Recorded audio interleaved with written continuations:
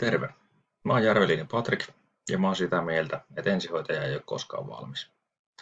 Meidän työnkuva on moninainen, meidän pitää osata hoitaa monenlaisia potilaita, ainakin sinne jatkohoitopaikkaan asti. Lisäksi meidän yhteiskunta ja meidän työ on muuttunut ja tulee muuttumaan jatkossa yhä nopeammalla tahilla. Näin ollen yhteistyö, kommunikointi ja oppimistaidot tulee olemaan jatkossa äärimmäisen tärkeitä. Meikä on hyvä noissa oikeastaan kaikissa. Mä oon sosiaalinen kaveri. Mulla nyt on hyvää palautetta, että mä oon semmonen, että mä tiedän mitä mä teen ja jos en tiedä, niin siinä vaiheessa että tulee se rehellinen käsi pystyy, että hei, nyt mä en ole varma tai jännittää aika paljon tai mikä se asia onkaan.